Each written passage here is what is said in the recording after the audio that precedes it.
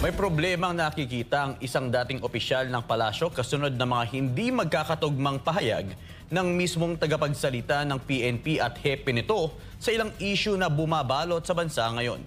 Una nang sinabi ng PNP na tumataas ang kaso ng kidnapping sa bansa, bagay na hindi sinang-ayunan ng mismong pinuno nito na nagsasabing walang kidnapping sa bansa. Si Paul Montibon magbabalita. Hindi na ako katakataka.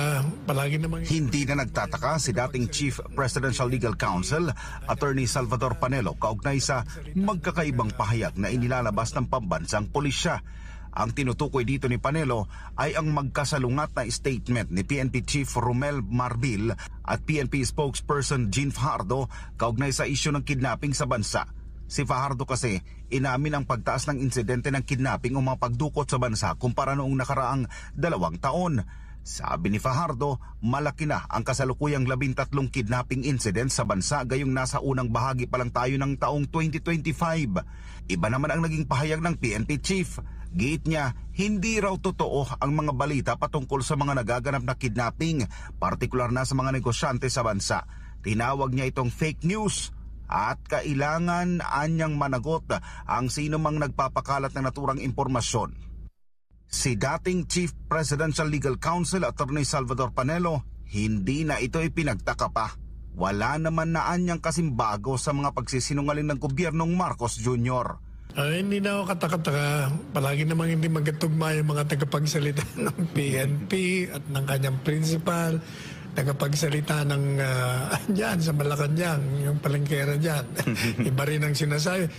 Sa datos ng PNP Anti-Kidnapping Group, mula taong 2023, nakapagtala sila ng 26 na insidente na pagdukot, 32 naman noong 2024 at ngayong 2025, umabot na sa 13 ang naitalang kidnapping simula Enero hanggang Abril. Para kay Attorney Panelo, talagang mahihirapan ang PNP na ipagtanggol ang isa't isa. O kahit ang buong institusyon, bunga na rin ng kawalan ng maayos na koordinasyon at pag-uusap sa loob ng hanay nito. Problema kasi hindi kayo nag-uusap. Pangalawa, talagang mahirap ipagtanggol. Ang hindi pa pwedeng ipagtanggol. Yan lang yan. Sabi pa ni Panelo, ang mga ganitong pagkukulang at kapalpakan ng mga ahensya ng pamahalaan ang dahilan kaya tuloy-tuloy ang pagbulosok pababa ng popularidad at tiwala ng publiko sa gobyernong Marcos Jr. Kaya bagsak ang rating ni Presidente Marcos Jr. Dahil sa inyo lahat yan. Kayo ang may kasalanan niya kasi si Presidente Marcos Jr. sila nga nagbibigay ng patakaran, policy. Kayo ang nag-i-implement. Pag bulilyaso kayo, bagsak ang pagtitiwala. Lahat, bagsak. Ikinababahalan ang batikang abogado ang lumalalang estado ng pamahalaan dahil kung pagbabatayan ang mga datos, mas matindi pa umano ang pagbagsak ng approval at trust rating nito kumpara sa mga panahong sinalanta ng matitinding krisis noong administrasyon ni dating Pangulong Gloria Macapagal Arroyo. Kita nyo, it plummeted down. Ilan na lang ngayon? 33? Pero mo 33? Mas matindi pa yung bagsak nito kaysa nung panahon ni GMA. Sapagkat sinasabi ng Pulse, sabi niya, at least daw nung sa panahon ni GMA, medyo nagaganyanan doon sa mga areas. Pero this time daw, majority. From Mindanao, Visayas, and Luzon, bagsak na bagsak. Walang basbas mula kay dating Pangulong Rodrigo Duterte ang pag-endorso ni Vice President Sara Duterte kina Senator Amy Marcos at Representative Camille Villar. Yan mismo ang inamin ng pangalawang Pangulo. Sabi pa niya ang aktibo niyang pagkampanya ngayon para sa mga kandidato ng Duterte ay may malalim na dahilan. Ano naman kaya ito? Si Sara Santos sa balita. Ibinahagi ni Vice President Sara Duterte na ang iligal na pagkakaaresto kay dating Pangulong Duterte na ikinukonsidera ng kanilang kampo bilang kidnapping ang nagtulak sa kanyang aktibong pangangampanya para sa 2025 elections. Matatanda ang una ng sinabi ni VP Sara na wala siyang planong mag-endorso ng sino mang kandidato matapos ang mga kaganapan noong 2022 elections. Kasi ang nag-trigger ng paglabas ko ay yung ginawa nila kay Pangulong Duterte at yung ginawa nila na injustice kay Pangulong Duterte na kinuha nila dito sa Pilipinas, sa pilitan nilang sinakay sa airplane na walang mga permiso, walang mga permits at dinala nila doon sa Hague at ipinakulong nila sa mga dayuhan. So kung makita nila, nagsabi naman ako na hindi ako sasali sa campaign na ito, ginawa ko naman yon. Pero nangyari yung kay Pangulong Duterte.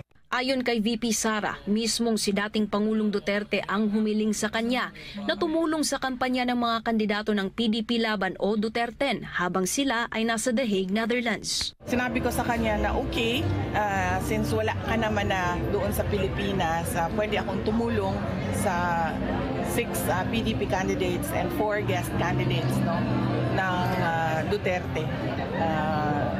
Ang tawag nila ngayon sa kanilang grupo ay Duterte. So yan po yung panawagan na block voting o vote straight doon sa 10 senators ng Duterte. Nilinaw naman ni VP Sara na ang kanyang pag-endorso kina Senadora Amy Marcos at Representative Camille Villar ay hiwalay at walang kinalaman sa Duterten. At ang kay Camille Villar naman at ang kay Senator Amy Marcos, tulad din kay Pam Baricuatro, hindi naman odd or awkward dahil si Senator Amy Marcos, kilala niya ako, magkakilala kami. At si Camille naman ay matagal ko na rin siyang kilala. Aminado si VP Sara na wala silang naging pag-uusap ni dating Pangulong Duterte tungkol kina Amy Marcos at Camille Villar, kaya't walang basbas mula sa kanyang ama ang pag-endorso sa mga ito. Wala. Hindi kami nagkausap ni President Duterte ng mga kandidato for senators labas sa Duterte, sa 10 senators ng Duterte. Sa ngayon, nakiusap ang dating Pangulong Duterte para sa mga senators. At sinabi ko nga, kaibigan ko, si Senator Amy Marcos at si Senator Camille Villar. Kulang din naman kasi ng 2 kandidato yung 10 dahil as a voter, tayong lahat ay binigyan tayo ng right to vote for 12 senators. Sa kabilang banda, buo naman ang tiwala ni Vice President Sara Duterte sa kanyang legal team kaugnay ng kinahaharap niyang impeachment case. Ayon sa kanya, handang-handa ang kanyang mga abogado at kumpiyansa silang mapapawalang sala siya sa mga paratang laban sa kanya. Pag-uwi ko galing The Hague ay nag-meeting kami dahil isa din yun sa mga inaasikaso ko. At sinabi nila that they are more than confident in winning the impeachment trial, impeachment case. Ang aking impeachment, sinasabi ng mga lawyers, they are more than confident na mananalo sila sa impeachment. Ako naman, I am most confident with the lawyers working on my impeachment case.